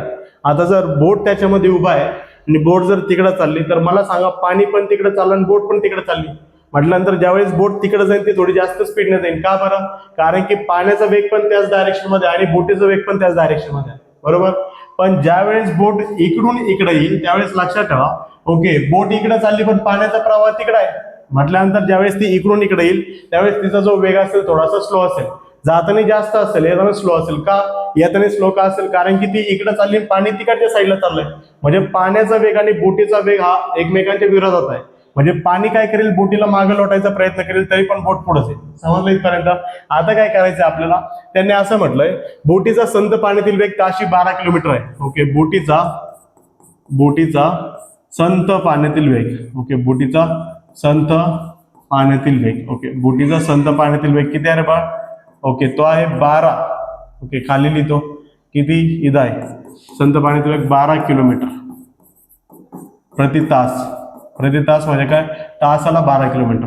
करेक्ट आहे इथपर्यंत? आता सांगा मला, बोटीने प्रवाहाच्या विरुद्ध 36 किलोमीटर, प्रवाहाच्या विरुद्ध 36 म्हणजे तिकडून येताना 36 आणि परत तिकडे जाताना 36 म्हणजे टोटल 72, बरोबर का? बोटीने प्रवाहाच्या विरुद्ध 36 किलोमीटर जाऊन परत त्याच जागी, समजा बोट इकडे आहे, प्रवाहाच्या विरुद्ध दिशा म्हणजे इकडे चालली, 36 किलोमीटर, इथून परत त्याच जागी जायचं म्हणजे 36 + 36 72 किलोमीटर ती जाईल, बरोबर. आणि पुढे काय म्हटलंय, परत त्याच जागी यायला 8 तास लागतात. किती तास लागतात? 8 तास. आता मी काय करतो, प्रवाहाच्या दिशेने एक वेग काढतो आणि प्रवाहाच्या विरुद्ध दिशेने एक वेग काढतो, कारण की प्रवाहाच्या दिशेने ती फास्ट जाईल, प्रवाहाच्या विरुद्ध दिशेने थोडीशी स्लो येईल. ओके, मग मला सांगा, प्रवाहाच्या दिशेने वेग, प्रवाहाच्या दिशेने वेग. आता प्रवाह तिकडे आहे, बरोबर, आणि बोट पण तिकडे चालली, म्हणजे ज्यावेळेस प्रवाह पण तिकडे आणि बोट पण तिकडे चालली, तर जो बोटीचा वेग आहे 12, बरोबर का, बोटीचा वेग आहे 12, त्याच्यामध्ये हा जो प्रवाहाचा वेग आहे तो ऍड होईल. म्हणजे जाताना जो वेग असेल बोटीचा तो 12 + x असेल, स्वतः बोटीचा वेग अधिक प्रवाहाचा वेग इतका असेल. ओके, वेग कशामध्ये असतो? ओके, किलोमीटर प्रति तास मध्ये. ओके, लिहिला तर लिहिला, नाही तर काही नाही, चालतंय तसं. ओके, प्रवाहाच्या दिशेने वेग. आता प्रवाहाच्या विरुद्ध दिशेने वेग काढू. प्रवाहाच्या विरुद्ध दिशेने वेग. आता प्रवाहाच्या विरुद्ध दिशेने जर विचार केला तर मला सांगा, ज्यावेळेस बोट इकडून इकडे येते, कारण की प्रवाहाची विरुद्ध दिशा इकडे आहे, वरती बघा, प्रवाहाची विरुद्ध, ही प्रवाहाची दिशा. प्रवाहाच्या विरुद्ध दिशेने जर विचार केला तर पाणी तिकडे चाललंय आणि बोट इकडे येते, पाणी तिकडे चाललं आणि बोट इकडे येते, म्हणजे काय होईल, जो बोटीचा वेग आहे 12, याच्यातून प्रवाहाचा वेग मायनस होईल, कारण की प्रवाहाचा जो वेग आहे बोट येत असताना त्याला ऑपोज करते म्हटल्यानंतर मायनस होत आहे, बरोबर.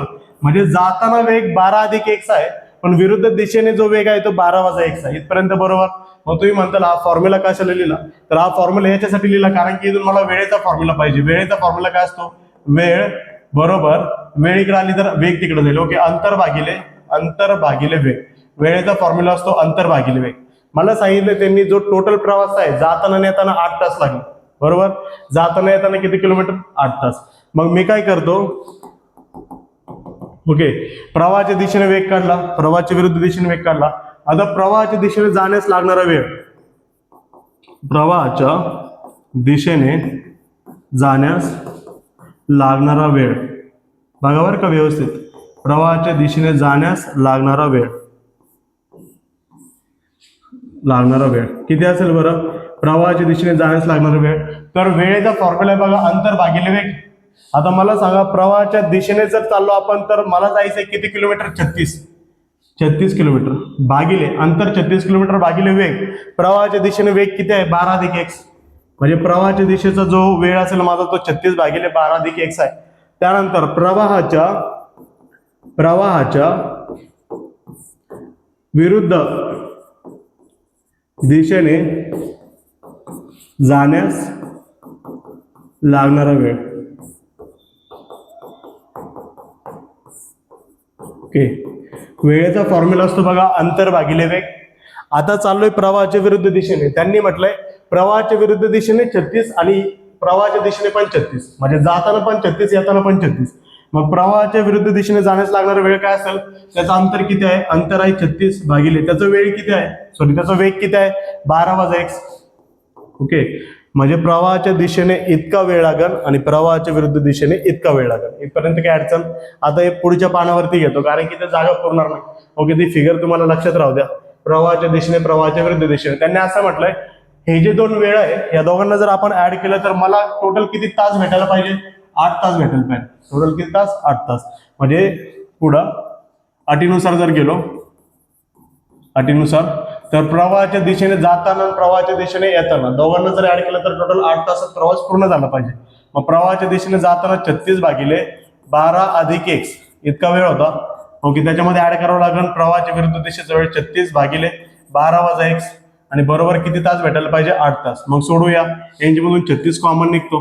36 जर कॉमन निघला तर इथे राहिला 1 भागिले 12+x आणि इथे राहिला बघा 1 वजा 12+x. बरोबरच्या पलीकडे किती 8. इथं करा क्रॉस मल्टिप्लिकेशन 36 तासात. ओके, इथं क्रॉस मल्टिप्लाय करा 12+x आहे का 12+x अधिक 12+x आहे का 12+x. तुम्हाला काय शिकवलं, ओके, खाली जर a अधिक b आणि गुणिले a वजा b असेल, जर a अधिक b गुणिले a वजा b असेल तर त्याला तुम्ही a चा वर्ग वजा b चा वर्ग लिहू शकता, a चा वर्ग वजा b चा वर्ग लिहू शकता. मग बघा a किती आहे आपला 12, 12चा वर्ग 144 वजा b कोण आहे x चा वर्ग बरोबर किती 8. इथपर्यंत काय अडचण काहीच नाही. ओके, मग आता काय करूया, इथे x ला x काय आला कट. ओके, 12 किती आला 24. ओके, आज 36 आपण तिकडे पाठवू, 36 इकडे गुणाकार करतो तिकडे त्यांनी भागाकार करेल. इथं 12 भागिले 12 आणि 12 24 भागिले इथं राहिला 144 वजा x चा वर्ग बरोबर 8 आणि त्याच्या भागिलेला हा गेला 36. ओके, इथपर्यंत बरोबर आहे. आता ओके, आता काय करायचं आपल्याला, हा 24 तासाच, हा 24 तासाच. ओके, किंवा एक स्टेप काय करतो मी कमी करतो. का कमी करतो बघा आता इथं. ओके, एक स्टेप काय कमी करतो, हा 36 तासच ठेवतो गुणिले हा 12 आणि 12 24 ठेवतो. ओके, आणि भागिलेला किती आहे 144 वजा x चा वर्ग बरोबर 8. 12 12 24, 24 चा गुणाकार 36 सोबत लिहिला भागिले 144 वजा x चा वर्ग बरोबर 8. आता काय करूया 36 गुणिले 24. ओके, तो 8 जर इकडे आला तर भागिले आणि बरोबर हा जर तिकडे गेला तर वरती 144 वजा x चा वर्ग. 8 1 8, 8 3 किती रे 24 बरोबर 8 3 24. त्यानंतर इथं राहिला 36 गुणिले 3 बरोबरच्या पलीकडे 144 वजा x चा वर्ग. 3 7 18 हात चाल 1, 3 3 9 1 10 बरोबर 144 वजा x चा वर्ग. वजा x चा वर्ग इकडे आला तर अधिक x चा वर्ग. 144 तासाच अधिक जर तिकडे गेला तर वजा 108. मग x चा वर्ग बरोबर 144 मधून 108 गेले तर किती राहतात, तर 144 मधून 108 गेले तर राहतात 36. किती राहतात 36 बरोबर. वाटलंच तर करून बघू आपण कॅल्क्युलेटरवरती, आपल्याकडे कॅल्क्युलेटर आहे. ओके, कॅल्क्युलेटरवरती करायचं आपल्याला 144 वजा 144 वजा 108 किती राहतात 36. एकदम करेक्ट आहे. बरं, 36 वर्ग जर पुढे गेला तर तो वर्गमुळात जाईल आणि 36 जर बाहेर आला तर मला सांगा 36 कुणाचा वर्ग आहे. 36 कुणाचा वर्ग आहे, अधिक 6चा पण आहे वजा 6चा पण आहे, पण आपल्याला इथं वजा 6 नाही घेता येणार, फक्त अधिक 6 घेता येईल. का, कारण की आपल्याला काढायचा होता प्रवाहाचा वेग. कशाचा वेग, नदीच्या प्रवाहाचा वेग जो की x होता. आणि प्रवाहाचा वेग कधी मायनस मध्ये असेल का नाही, मग लक्षात ठेवायचं प्रवाहाचा वेग असेल x बरोबर 6. इथं लिहितो मी, म्हणून प्रवाहाचा वेग बरोबर ओके 6 किलोमीटर प्रति तास. 6 किलोमीटर प्रति काय असेल तास असेल. ओके, अशा प्रकारे आपण प्रश्न क्रमांक 6वा ओके प्रश्न क्रमांक 7वा देखील संपवलेला आहे. ओके, तुम्ही आता स्क्रीनशॉट घेऊ शकता. ओके, घेतलाय, याचा देखील घ्या. विद्यार्थी मित्रांनो, आता वेळ प्रश्न क्रमांक 8 कडे. प्रश्न क्रमांक 8 बघा काय आहे. पिंटूला एक काम करण्यासाठी निशूपेक्षा 6 दिवस अधिक लागतात. ओके, पिंटू नावाचा एक मुलगा आहे आणि निशू नावाचा एक मुलगा आहे. पिंटूला एक काम करण्यासाठी निशूपेक्षा 6 दिवस अधिक लागतात असं सांगितलंय. पुढे काय म्हटलंय बघा, दोघांनी मिळून काम केल्यास ते काम पूर्ण करण्यासाठी त्यांना 4 दिवस लागतात. जर दोघांनी सोबत काम केलं तर ते काम पूर्ण करण्यासाठी 4 दिवस लागतात. तर ते काम एकट्यानेच पूर्ण करण्यास प्रत्येकाला किती दिवस लागतील? ओके, जर दोघांनी सेपरेट काम केलं वेगवेगळं तर त्यांना एकट्याने ते काम पूर्ण करण्यासाठी किती वेळ लागेल? ओके, आता फक्त एक गोष्ट लक्षात ठेवा जी मी सांगतो ती.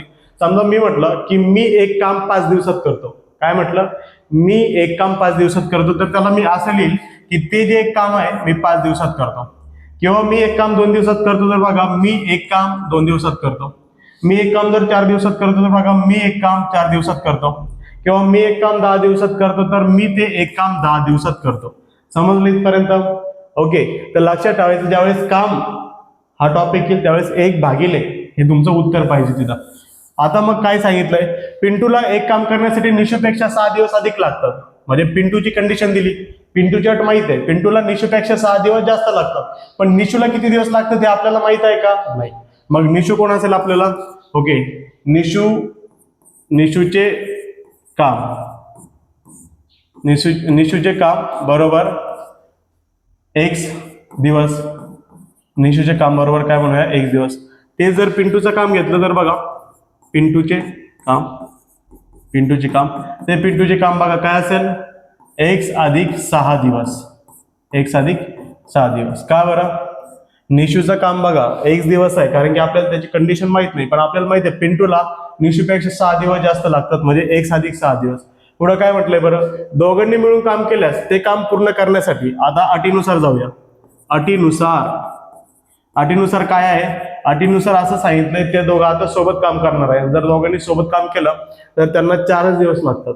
मग निशू किती दिवस काम करतो? x दिवस. म्हणजे निशू एक काम x दिवस करतो आणि पिंटू एक काम x अधिक 6 दिवस करतो. आणि दोघांनी जर मिळून ते काम केलं, मिळून म्हणजे सोबत ऍड करायचंय, तर ते जे एक काम आहे ते एक काम 4 दिवसात पूर्ण होते. किती दिवसात पूर्ण? 4 दिवसात. निशू एक काम x दिवसात करतो, पिंटू एक काम x अधिक 6 दिवसात करतो, तर ते एक काम 4 दिवसात पूर्ण होईल. मग आता मला सांगा, हे समजले असेल सर्वांना, या दोघांचा जो पाय आहे तो सारखा आहे का? नाही. सारखं नाही तर तिरकस गुणाकार. x अधिक 6 x अधिक 6 अधिक x भागिले x गुणिले x किती बरोबर? x चा वर्ग अधिक x गुणिले 6x बरोबरच्या पलीकडे 1/4. ओके, आता पुढे x आणि x किती? 2x अधिक 6 भागिले x चा वर्ग अधिक 6x बरोबर 1/4. ओके, मग मला सांगा बरं, आता तुम्हाला काय शिकवलं होतं? ओके, इथं सांगतो. तुम्हाला शिकवलं होतं a भागिले b बरोबर जर c भागिले d दिसला तर a चा गुणाकार d सोबत आणि b चा गुणाकार c सोबत करायचा. ओके, मग असं चाललंय ते a भागिले b c भागिले d करत तिरकस गुणाकार. 4 चा गुणाकार या दोघांसोबत 4 दुने 8x अधिक 4 × 24 बरोबर. याचा गुणाकार 1 सोबत केला तर तेच उत्तर येणार, x चा वर्ग अधिक 6x. ओके, मग मला सांगा, हा जर x चा वर्ग मी अलीकडे आणला तर तो प्लसचा मायनस होईल. x चा वर्ग मायनस पाहिजे का आपल्याला? नाही. मग काय करतो? हे बरोबरच्या अलीकडचे सगळे पलीकडे नेतो, पण लिहितो अलीकड. जसं की बरोबरच्या पलीकडे कोण कोण आहे? x चा वर्ग अधिक 6x. ओके, हे दोघं आहेत तिकडं. हा तिकडे गेला तर काय होईल? वजा 8x. हा तिकडे गेला तर काय होईल? वजा 24. आणि बरोबरच्या पलीकडे किती राहील? 0. इथं राहील 0. आता x चा वर्ग, इथं बेरीज का वजाबाकी? तर वजाबाकी. दोघांचे चिन्ह वेगळे आहेत. 8तून 6 गेला 2x, 8 मोठा म्हटल्यानंतर मायनस आणि वजा किती? 24 बरोबर 0. ओके, हे तुमचं वर्ग समीकरण. याला तुम्हाला काय करायचं? सोडवायचं. चला सोडूया. इथं 1 आहे, इथं 24 आहे. 1 गुणिले 24 24चे अवयव पाडूया. 24चे असे 2 अवयव ज्यांची वजाबाकी 2 येते. मग ते कोण आहे बघा? 6 चोक 24. 6 चोक 24. आणि जर 6 चोक 24 होतात तर या दोघांची वजाबाकी पण 2 येते. आणि जर वजाबाकी 2 येते तर चिन्ह वेगळं पाहिजे. आणि चिन्ह वेगळं द्यायचं हे कोण ठरवतं? मधली संख्या. हा जो मायनस आहे तो मोठ्या संख्येला आणि छोट्या संख्येला अधिक.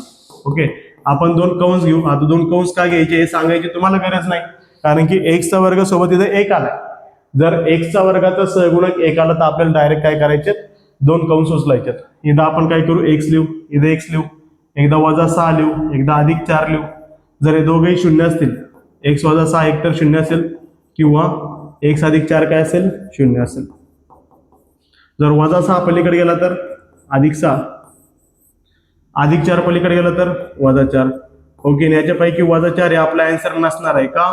कारण की आपल्याला काढायचं होतं दिवस, ते पण कामाचे दिवस, आणि ते मायनसमध्ये आलंय. आणि कामाचे दिवस मायनसमध्ये कधीच नसलं ऐकले तुम्ही. ओके, ते मायनसमध्ये कधीच नसतात. म्हणजे x बरोबर 6, x बरोबर किती दिवस, 6 दिवस. ओके, मग जर x बरोबर 6 दिवस आहे तर मला सांगा, आपल्याला निशू आणि पिंटू दोघांचे दिवस काढायचे होते. मग आपण काय करूया, निशूचे काम. ओके, बरोबर. शेवटी असं उत्तर तुम्हाला लिहायचंय, बरोबर 6 दिवस. x किती आलाय, 6 दिवस. आणि हे जर आपण विचारलं पिंटूचे काम, तर बघा पिंटूचे काम बरोबर x + 6. x किती आलाय, x आलाय 6, 6 हा 6, 6 6 किती होईल, 12.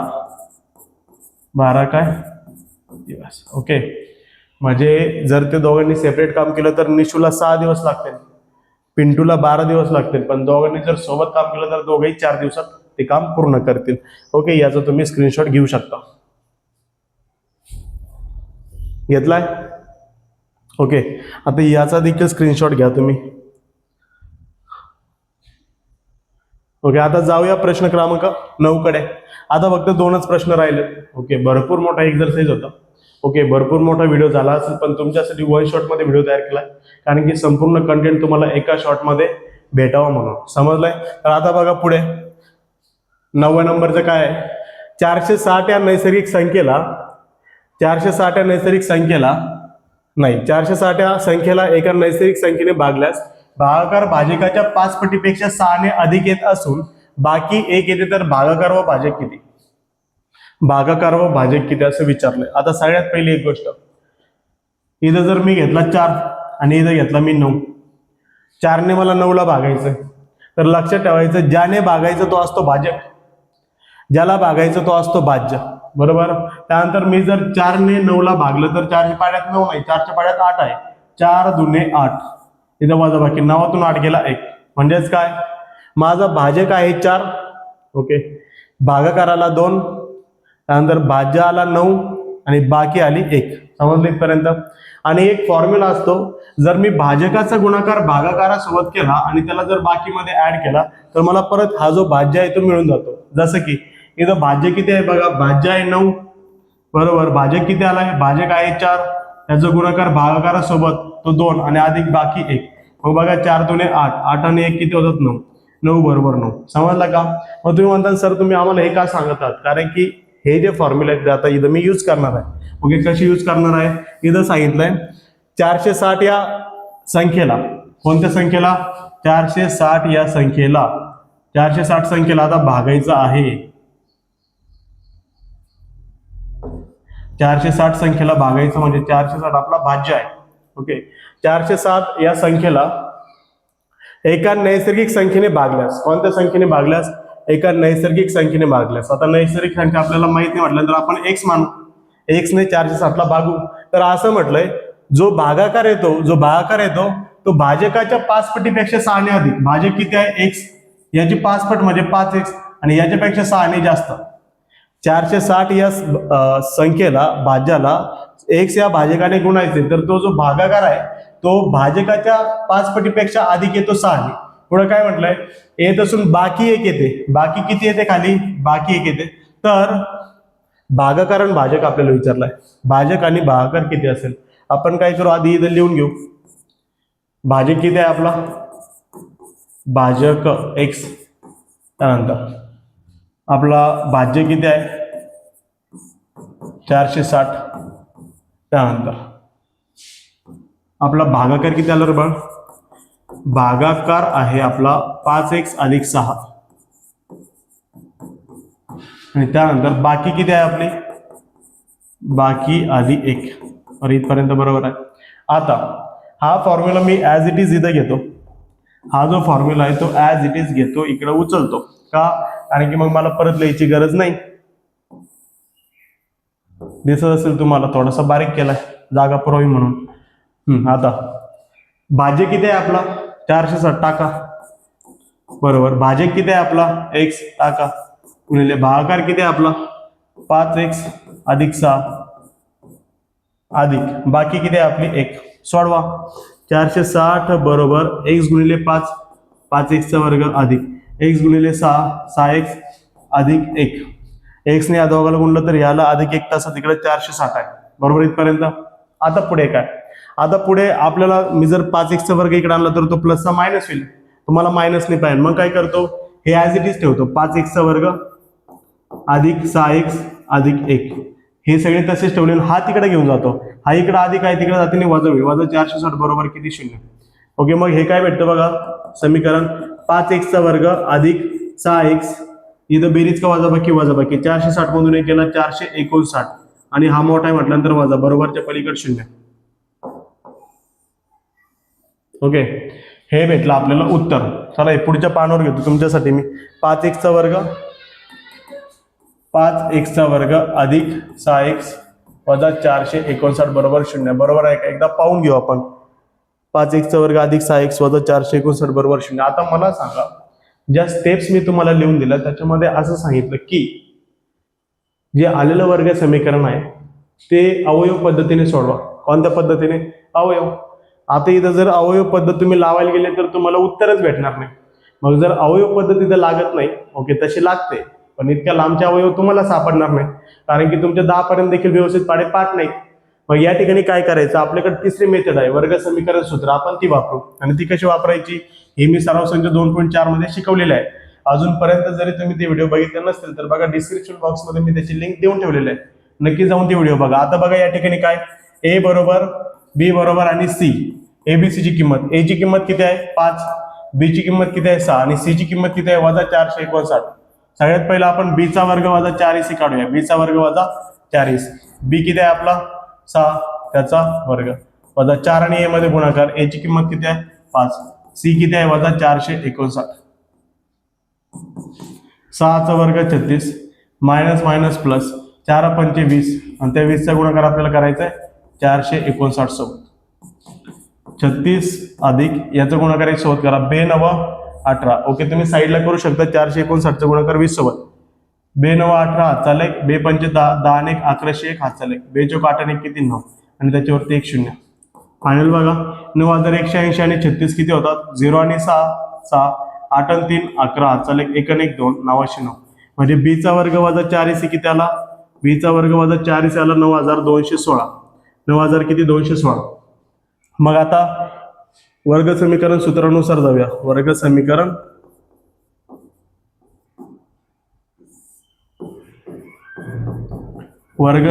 सूत्रानुसार काय आहे सूत्र x बरोबर वजा b अधिक वजा वर्गमुळात b चा वर्ग वजा 4ac भागिले 2a. ओके हे आपलं सूत्र आहे. तर मी काय करतो आपल्याला अजून जागेची गरज आहे तर याला थोडं ऍडजस्ट करतो साईडला.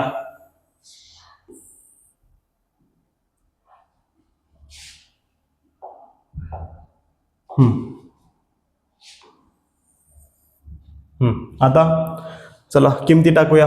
x बरोबर वजा b b किती आहे 6 त्याला वजा चिन्ह म्हटल्यानंतर वजा 6 होईल अधिक वजा वर्गमुळात याची किंमत किती आहे 9216 आणि भागिले 2 गुणिले a ची किंमत किती आहे 5. तर x बरोबर वजा 6 अधिक वजा. आता मला सांगा 9216 कुणाचा वर्ग आहे का जो बाहेर येईल.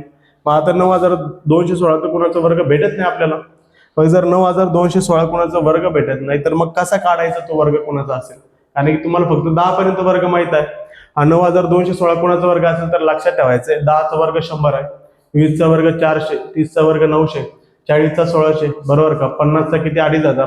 त्यानंतर जर आपण 90 चा विचार केला 90 चा वर्ग तर 9981 90 चा वर्ग बघा बरं का 8100 आणि 100 चा जर वर्गाचा विचार केला तर तो आहे बघा 10000. किती आहे 10000.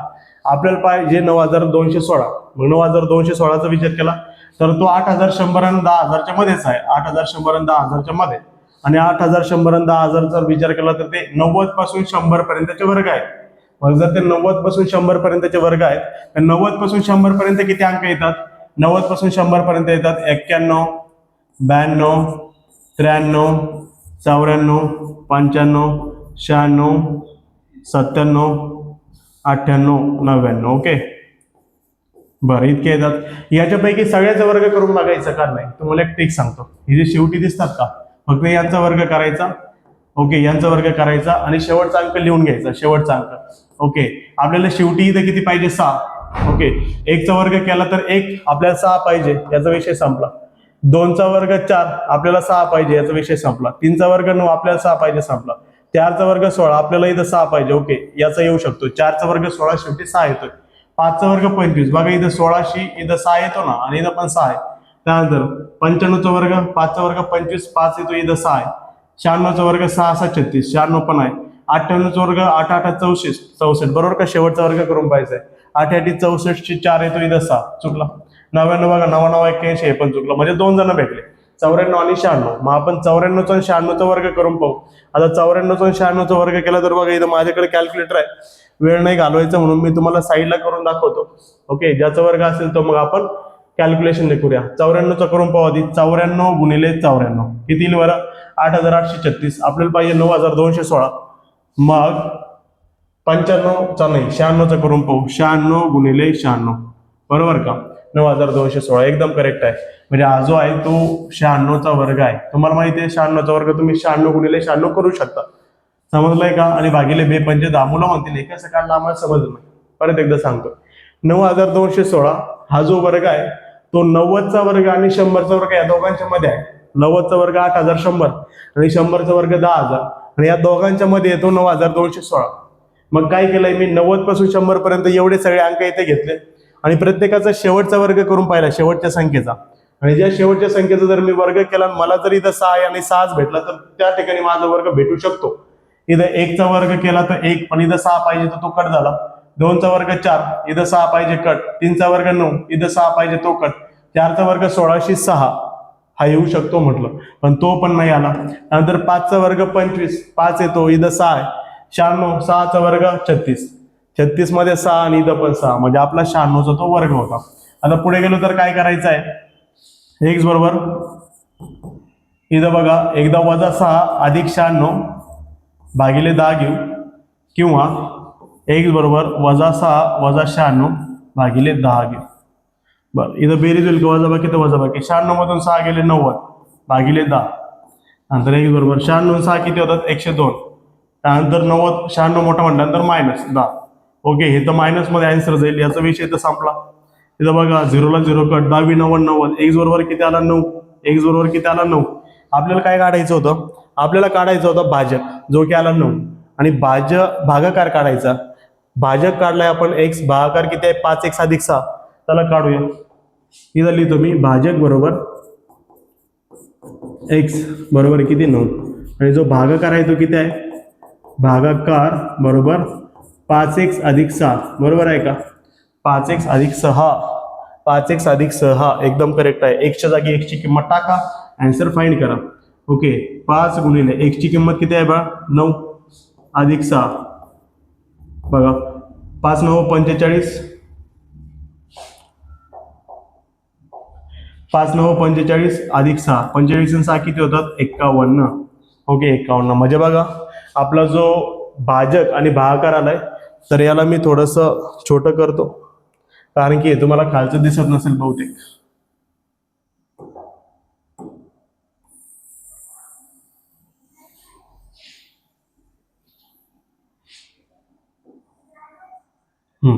आता दिसत असेल तुम्हाला. ओके, अशा प्रकारे आपण प्रश्न क्रमांक 9 देखील संपवलेला आहे. तुम्ही याचा स्क्रीनशॉट घेऊ शकता. घेतलाय, याचा देखील घ्या.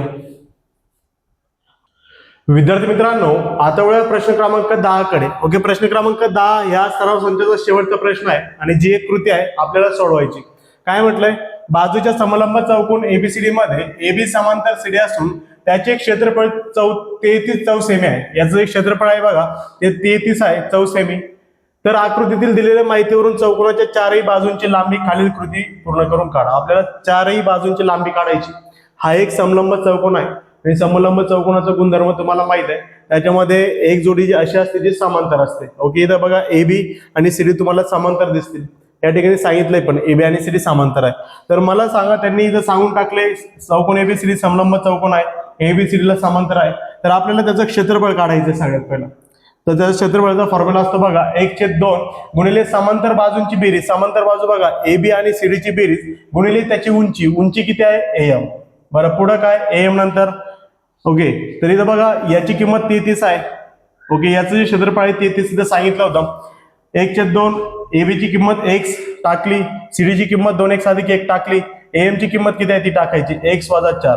किती आहे x - 4. पुढं हा जर 2 इकडे आला तर 33 आहे. 2 तिकडे भागाकार करतो, इकडे तरी गुणाकार करेल. 2-6 आणि 2-6 म्हणजे 33 दुणे 66. इथं बघा x - 4 है ना. आपल्याला काय करावं लागेल, हे सोडवावं लागेल आणि सोडून इथं समीकरण तयार करावं लागेल. आता मी पुढच्या पानावरती घेतो आणि मग इथं आपण गाळ्याला जागा भरू. 66 बरोबर 3x अधिक 1 गुणिले x - 4. वाटलंच तर बघून घेऊ परत एकदा. 66 बरोबर 3x अधिक 1 गुणिले x - 4. एकदम बरोबर आहे. त्याला करा गुणाकार. या दोघांचा गुणाकार त्यासोबत 3x गुणिले x 3x चा वर्ग 3x गुणिले 4 12x 3 चौक 12x plus minus minus 1 1 1x plus plus plus 1 4 4 plus minus minus आणि इथं किती बघ 66. ओके, मग मी काय करतो, हे सगळं अलीकडे लिहितो 3x चा वर्ग. ओके, बरं एक स्टेप जास्त करू अजून. 66 बरोबर 3x चा वर्ग 12 तून 1 गेलं तर 11x. साईन कोणतं -12 मोठा आहे वजा 4. ओके, तर 3x चा वर्ग तसाच वजा 11x तसाच वजा 4 तसाच 6 अधिक 66 पलीकडे गेला तर वजा. ओके, हा पाठवायचा पलीकड पण हे सगळं लिहायचं अलीकड. असं करायचंय तुम्हाला. 3x चा वर्ग वजा 11x. ओके, वजा 4 वजा 66 वजा 70 आणि बरोबर किती 0. ओके, हे झालं ते वर्ग समीकरण जे आपल्याला सोडवायचंय. ओके, इथं पण दिलं असेल बघा 3x चा वर्ग वजा 3x चा वर्ग इथं आधी काय म्हटल्यानंतर इथं वजा 11 आतमध्ये असेल वजा 11x आणि त्यानंतर पुढं काय वजा 11x त्यानंतर वजा 70. ओके, इथं वजा 70 वजा ऑलरेडी दिलाय, अधिक दिलंय तर वजा 11x कंसामध्ये लिहायचंय. त्यानंतर पुढं ओके काय करायचंय, आता याला सोडवायचं आणि खाली लिहित चालायचंय फक्त तुम्हाला. मग मला सांगा, याला आपण अवयव पद्धतीने सोडवू. 3 चा 70 चा गुणाकार 70 त्रिक किती होतात 210 आणि 210 चे असे अवयव तुम्हाला पाहिजे ज्याची वजाबाकी 11 येते. कोण आहेत ते 21 10 210. ह्याची वजाबाकी बघा 21 चा 10 चा गुणाकार 210 येतो आणि वजाबाकी 11 येते. वजाबाकी म्हटल्यानंतर चिन्ह वेगळे. ओके, याला मायनस देऊन याला कोणतं देऊ प्लस देऊ. त्यानंतर मग काय करू, यांना स्प्लिट करावं लागेल आपल्याला. 3x चा वर्ग वजा 11x ला आपण काय लिहू शकतो वजा 21x अधिक 10x वजा 21x अधिक किती x 10x वजा 70 बरोबर किती 0. बरं, त्यानंतर पुढे काय, याला जरा वरती घेतोय ना.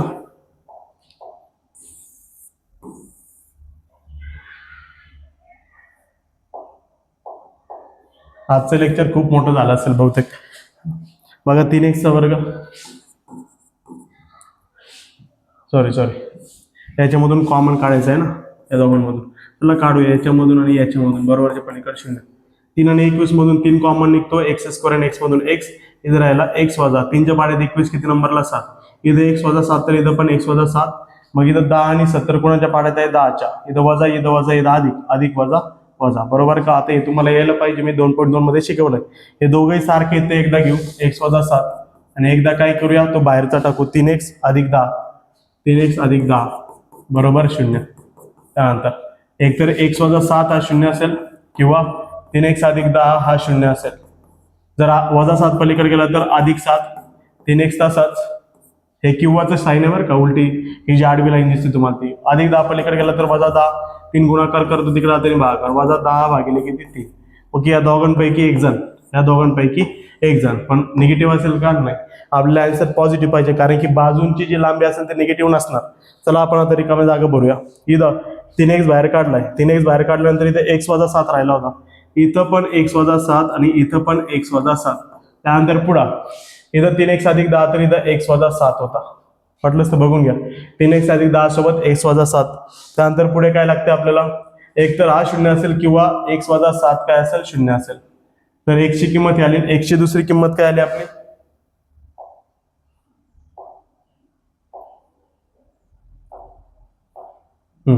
x ची एक किंमत वजा 10 ची 3 x ची एक किंमत काय आली 7.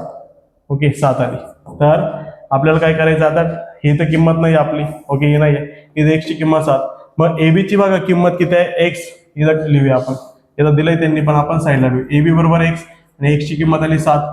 त्यानंतर CD बरोबर किती आहे, CD बरोबर 2x अधिक 1, 2 आणि x मध्ये गुणाकार, x आहे 7 अधिक 1, बेस आधी 14, 14 अधिक 1, 14 ने किती 15, बरोबर का. हा आला 7 आणि हा आला 15. Okay, this is 7, this is 15. Then AD किती आहे, एडी आणि बीसी सारखे आहेत, एडी आणि बीसी सारखे आहेत, दोघेही x वजा 2, एडी आणि बीसी सारखे आहेत, AD is equal to BC आणि दोघं पण x वजा 2. x किती आहे 7 आणि 7तून 2 गेला तर किती आला 5, म्हणजे हे किती असतील 5. ओके, अशा प्रकारे ही कृती आपण पूर्ण केलेली आहे. तुम्ही याचा स्क्रीनशॉट घेऊ शकता, घेतलाय, आणि लागत असेल तर याचा पण स्क्रीनशॉट घेऊ शकता कॅल्क्युलेशनसाठी. ओके, घेतलाय. अशा प्रकारे जो भरपूर मोठा सराव संच होता, सराव संच 2.6, ज्याच्यामध्ये 10 प्रश्न होते आणि ते पण अवघड कॅटेगरीचे, ते आपण सोडवलेले आहे. नक्कीच आजचा व्हिडिओ तुम्हाला आवडला असेल. जर शेवटपर्यंत तुम्ही व्हिडिओ बघितला असेल तर नक्कीच व्हिडिओला लाईक करा, चॅनलला सबस्क्राईब करा आणि हा व्हिडिओ तुमच्या मित्रांपर्यंत देखील शेअर करा, जेणेकरून त्यांना देखील याची मदत होईल. Thank you so much.